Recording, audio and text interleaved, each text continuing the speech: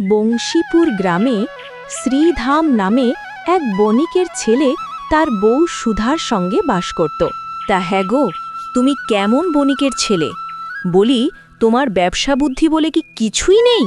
গিন্নি, আমার কি আর তোমার মতো বুদ্ধি আছে বলো? আমি তো তোমার বুদ্ধিতেই চলি। তা বলি, তোমার যদি বুদ্ধি থাকতো তাহলে কি আমি সেদিন দিতে যেতাম? অমন বুদ্ধি না দিলেই পারতে। বাবার যা সম্পত্তি ছিল সব তো শেষ হয়ে গেছে। সম্পত্তি শেষ তো কি হয়েছে? এই এত বড় বাড়ি আছে, সেটা বন্ধক দিয়ে টাকা জোগাড় করো। কি বলছো গিন্নি? এই বাড়িটাই আমাদের সম্বল, আর এটাও যদি হারিয়ে ফেলি তখন কি হবে? কিছুই হবে না, তুমি অত ভেবো না। যাও, আজ বাড়িটা বন্ধক দিয়ে মোড়ল মশাইয়ের কাছ থেকে টাকা নিয়ে এসো।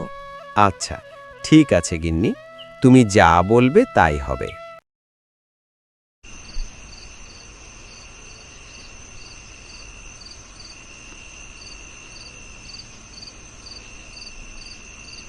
হ্যাঁ গো, কত টাকা পেলে গো বাড়ি বন্ধক দিয়ে? তা কম নয়।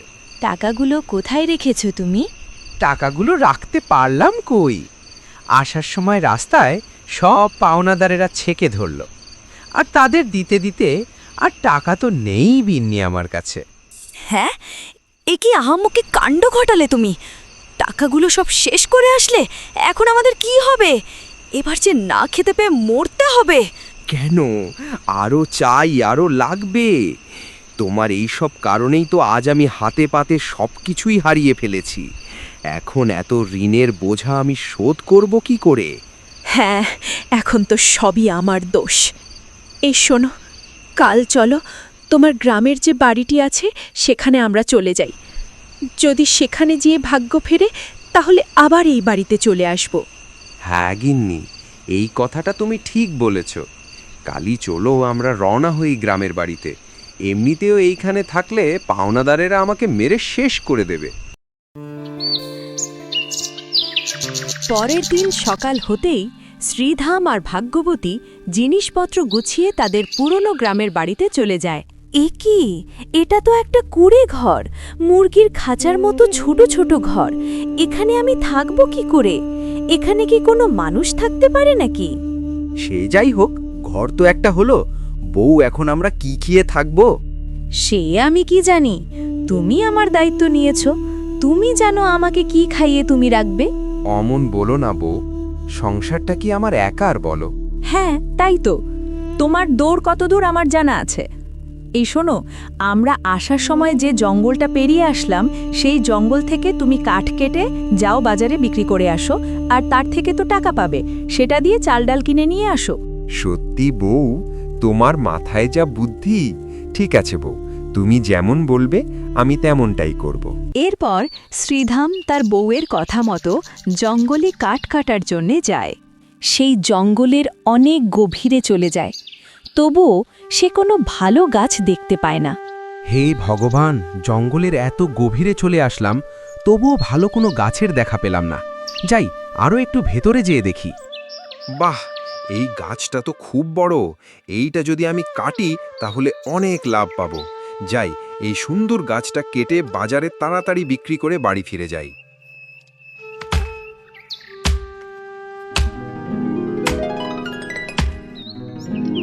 আমাকে মেরো না, সুবোধ, দয়া করে থামো। আমি বনদেবী, দয়া করে আমাকে কেটো না। এ কি? এটা আমি কি দেখছি? বনদেবী! প্রণাম বনদেবী। সুবোধ, তুমি কেন গাছ কাটছো? তুমি জানো না গাছ কাটা মহাপাপ, আর সব গাছের মধ্যেই আমি বাস করি। তাহলে তুমি কেন এই মহাপাপ করছো? বাবা, হে বনদেবী, আপনি যখন আমার নাম জানেন তখন নিশ্চয়ই আমার দুঃখের কথাও জানেন। আমি যে খুব গরিব বনদেবী। হ্যাঁ সুবোধ, আমি তোমার জীবনের সব ঘটনার কথা জানি, তাই আমি তোমাকে সাহায্য করতে চাই। কিন্তু তোমাকে এর পরিবর্তে আমায় একটা কথা দিতে হবে।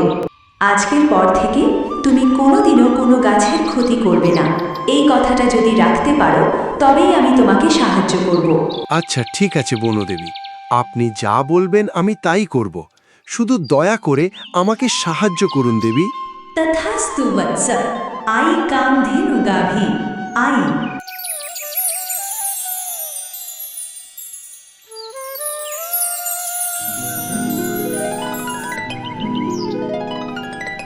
সুবোধ, এই কামধেনু গাভী নিয়ে বাড়ি ফিরে যাও বাছা।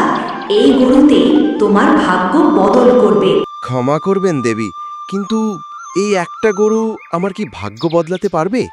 এটা কোনো সাধারণ গরু নয় সুবোধ, এটা হলো কামধেনু। এই গরুর দুধ কোনো দিনও শেষ হবে না। তুমি যতবার ইচ্ছা দুধ দোয়ালেও এই গরুর দুধ শেষ হবে না। সত্যি বনদেবী, আপনাকে অনেক ধন্যবাদ। আপনি আমাকে অনেক বড় বিপদ থেকে বাঁচালেন। আমি সারা জীবন আপনার দাস হয়ে থাকব বনদেবী। প্রণাম আপনাকে। এরপর বনদেবী সেইখান থেকে চলে গেল, আর শ্রীধামও সেই গরুকে নিয়ে বাড়ির দিকে চলে আসলো। ভাগ্যবতী, আরে ও ভাগ্যবতী, দেখো আমি তোমার জন্য কি এনেছি। আর এত হাঁকডাক করছো কেন? আর তুমি জঙ্গল থেকে এত তাড়াতাড়ি বাড়ি কেন চলে আসলে? গিন্নি, বলবো বলবো সব কথাই তোমাকে খুলে বলবো। আজ আমার সাথে এক অলৌকিক ঘটনা ঘটেছে। এরপর সুবোধ তার বউটির সব কথাই খুলে বলল। আর এই কথা শুনে ভাগ্যবতী অবাক হয়ে গেল আর বলল, কি বলছো গো? এ তো অলৌকিক ঘটনা। এই শোনো, আমি রোজ দুধ দুয়ে রাখব, আর তুমি সেই দুধ বাজারে বিক্রি করে আসবে। দেখো, এইবার আমাদের আর কোনো অভাব থাকবে না। এরপর থেকে রোজ ভাগ্যবতী গরুর দুধ দোহায়, আর সেই দুধ সুবোধ বাজারে বিক্রি করতে নিয়ে যায়। আর সবাই এই দুধ খুব পছন্দ করতে শুরু করে। আরে সুবোধ ভাই, তোমার এই বালতির দুধের দাম কত? দাদা, আমার এক বালতি দুধের দাম 100 টাকা। আর এটা কিন্তু কোনো সাধারণ গরুর দুধ না, এটা হলো জাদু গরুর দুধ। দাদা, আমাকে এক বালতি দুধ দিন তো। দাদা, আমাকেও এক বালতি দুধ দেবেন? এইভাবেই সুবোধের সব দুধ বিক্রি হয়ে যায়, আর তার এই দুধের খেতি ছড়িয়ে পড়ে সারা গ্রামে। আর আস্তে আস্তে সুবোধের অবস্থার পরিবর্তন হয়, আর তার মাটির বাড়ি পাকা বাড়িতে পরিণত হয়। 99, 100। এই শোনো, তোমার বোন দেবী না আমাদের ঠকিয়ে দিয়েছে। সারা দিন আমার দুধ দুয়ে হাতে ব্যথা হয়ে যায়। এই শোনো, তুমি এই গরুটাকে ফিরিয়ে দিয়ে একটা ভালো কিছু নিয়ে এসো। এইটা তুমি কি বলছো গিন্নি? এত লোভ ভালো নয় কিন্তু। আর বনদেবী এবার কত খারাপ ভাববে বলো তো? আমি কিছু জানি না, আমার আর এই গরুটাকে চাই না। তুমি যদি কাল না যাও তাহলে আমি বাপের বাড়ি চলে যাব, বলে দিলাম। না না গিন্নি, অমন বলো না। তুমি বাপের বাড়ি চলে গেলে আমি তখন কি করব? আচ্ছা ঠিক আছে গিন্নি, আমি কালই যাব বনদেবীর কাছে, আর যেয়ে তোমার জন্য ভালো কিছু চেয়ে নিয়ে আসব। পরের দিন সকাল হতেই সুবোধ আবার সেই জঙ্গলে চলে যায়। তারপর সেই গাছের সামনে যেয়ে পৌঁছায়। সুবোধ, এটা তুমি কি করছো? তুমি আবার কেন গাছ কাটছো? আমি তো তোমার দুঃখ দূর করে দিয়েছি। আমাকে ক্ষমা করবেন বনদেবী, আমি আবার আসতে বাধ্য হয়েছি। আপনি যে গরুটি আমাকে দিয়েছিলেন তার দুধ দুইতে দুইতে আমার বউয়ের হাত ব্যথা হয়ে যায়। ওই জন্য আমার বউ বলল আপনার কাছ থেকে গরুর পরিবর্তে ভালো কিছু নিয়ে যেতে। ও আচ্ছা, তাহলে তোমার বউয়ের আমার দেয়া আশীর্বাদ পছন্দ হয়নি, তাই তো? আচ্ছা ঠিক আছে সুবোধ, আমি তোমাকে একটা এমন জিনিস দেব, এরপর থেকে তোমার বউয়ের আর কোনো কষ্ট হবে না। কামধেনু গাভী জাদুর হাঁস হয়ে যাওক। বনদেবীর এই কথা বলার সঙ্গে সঙ্গে সেই গরুটি জাদুর হাঁসে পরিণত হয়। শোনো সুবোধ, এই হাঁসটা কিন্তু কোনো সাধারণ হাঁস না। এই হাঁসের কাছে তুমি যতবার ডিম চাইবে ততবার হাঁস তোমাকে একটা করে সোনার ডিম দেবে। এই কথা বলার পরে বনদেবী সেখান থেকে চলে যায়, আর সুবোধও সেই জাদুর হাঁসটাকে নিয়ে বাড়ির দিকে চলে আসে। এই দেখো গিন্নি, এটা হলো জাদুর হাঁস। এই হাঁসের কাছে তুমি যতবার ডিম চাইবে ততবারই এই হাঁস সোনার ডিম দেবে। গিন্নি, ও গিন্নি, তুমি এবার খুশি তো? সত্যি? তুমি সত্যি কথা বলছো? আমার যে কি আনন্দ হচ্ছে কি বলবো। এবার থেকে আর কষ্ট করে আমাকে দুধ দুইতে হবে না। এই শোনো, চলো পরীক্ষা করে দেখি সত্যি এই হাঁসটা সোনার ডিম দেয় কিনা। আচ্ছা ঠিক আছে গিন্নি। জাদুর হাঁস, দে তো বাবা, আমাকে অনেক অনেক সোনার ডিম দে তো। এই কথা বলা মাত্র হাঁসটি সত্যি সত্যি একটা সোনার ডিম পড়ল। এ কি গো, এটা আমি কি দেখছি? সত্যি তো, এই হাঁস সোনার ডিম পাড়া হাঁস। কি গো, তুমি এই সোনার ডিম নিয়ে বাজারে একটা দোকান নিয়ে বিক্রি করা শুরু করো। হ্যাঁ গিন্নি, দেখলে তো এই হাঁসটা কেমন সোনার ডিম দেয়। এইবার দেখো গিন্নি, আমরা কেমন বড় লোক হয়ে যায়। এরপর থেকে সেই হাঁসটি রোজ এক ছুরি করে সোনার ডিম পাড়তে থাকে, আর অন্যদিকে সুবোধ তার গ্রামে একটা দোকান নিয়ে সেই সোনার ডিম বিক্রি করতে শুরু করে। আর এইভাবেই তাদের দিন খুব ভালোভাবেই কাটতে থাকে, আর তাদের সেই পাকা বাড়ি এখন অনেক বড় জমিদার বাড়িতে পরিণত হয়। কিন্তু এত কিছু পাওয়ার পরেও সুবোধের বউয়ের মন কোনো কিছুতেই ভরছিল না। ও বউ, আমার যে খুব খিদে পেয়েছে, কিছু রান্না করো যাও। কি রান্না করব বলো তো? আমার না একদম ভালো লাগছে না। সারাদিন হাঁস ডিম দাও এই কথা বলে বলে আমার মুখ ব্যথা হয়ে যাচ্ছে। এই শোনো, এইবার আমি যাব তোমার সাথে। ওই বনদেবী খুব চালাকি করেছে আমাদের সাথে এতদিন। ও বউ, তোমার কি এখন জাদুর হাসেও মন ভরছে না? না, ভরে না। আমার আরও টাকা চাই। এই সোনার ডিম বেচে কি হবে? যাও, কাল আবার বনদেবীর কাছে যেয়ে বলো যেন এবার চালাকি না করে ভালো কিছু দেয়। সে কি গিন্নি, এবার যে বনদেবী খুব রাগ করবে আমার ওপরে, আর এত লোভও ভালো না। এই শোনো, তোমাকে যেটা বলছি আমি সেটা মুখ বুজে করো। কালই যেন বনদেবীর কাছে যাওয়া হয়, না হলে কিন্তু খুব খারাপ হয়ে যাবে বলে দিলাম। পরের দিন সকাল হতেই আগেরবারের মতো সুবোধ আবার তার বউয়ের কথা মতো বনদেবীর কাছে যায়।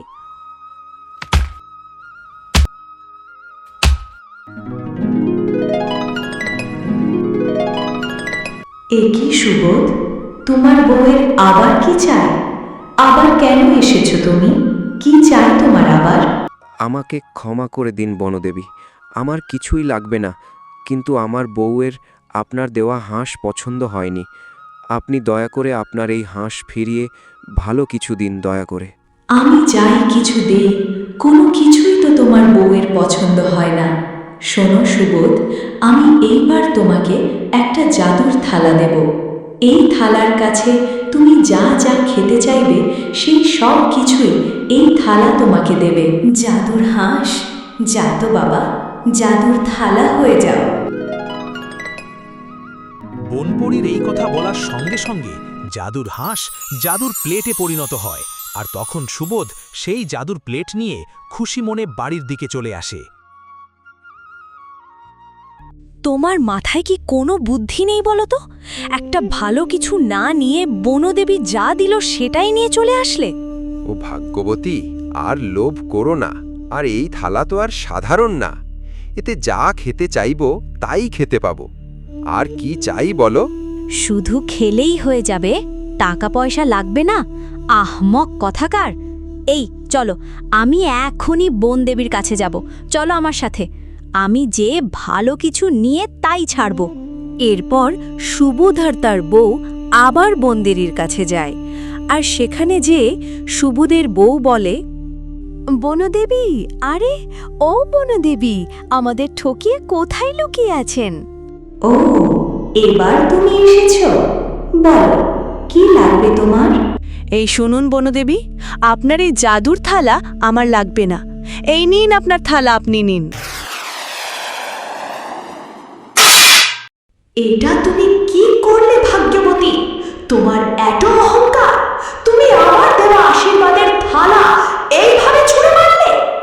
ঠিক আছে, শোনো, আমি তোমাকে অভিশাপ দিলাম।